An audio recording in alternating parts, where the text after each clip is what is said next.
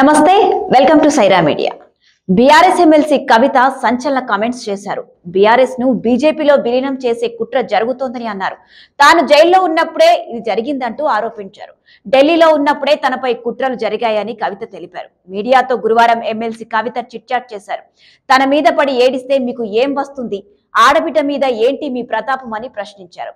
జైలుకు వెళ్లినప్పుడే తాను పార్టీకి ఎమ్మెల్సీ పదవికి రాజీనామా చేస్తానని చెప్పానని, కానీ కేసీఆర్ ను ఏం చేయలేక నీ మీద కేసులు పెడుతున్నారని చెప్పారని కవిత అన్నారు। కాంగ్రెస్ తో తాను సంప్రదింపులు జరపలేదని స్పష్టం చేశారు। 2013లో కాంగ్రెస్ తో మాట్లాడిన మాట నిజమని అన్నారు, కానీ ఇప్పుడు మాత్రం ఎలాంటి ప్రతిపాదనలు పెట్టలేదని చెప్పారు। లీకు వీరులు పట్టుకోండి అంటే గ్రీకు వీరులు తనపై దాడి చేస్తున్నారని కవిత వాపోయారు।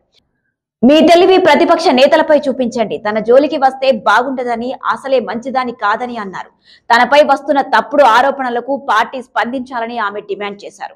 తాను అంతర్గతంగానే లేఖ రాశానని ఎందుకు బయటకు పెట్టారని ప్రశ్నించారు।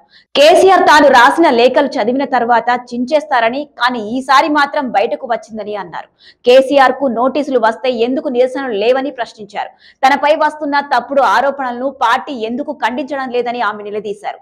పార్టీ చేయాల్సిన సగం పనులు జాగృతి తరపున తాను చేస్తున్నానని వెల్లడించారు। కాంగ్రెస్ తో రాయబారాలు చేసే అవసరం తనకు లేదని కవిత అన్నారు। తనను కేసీఆర్ కు దూరం చేసే కుట్ర జరుగుతుందని ఆరోపించారు। కేసీఆర్ నాయకత్వంలోనే తాను పనిచేస్తానని తెలిపారు।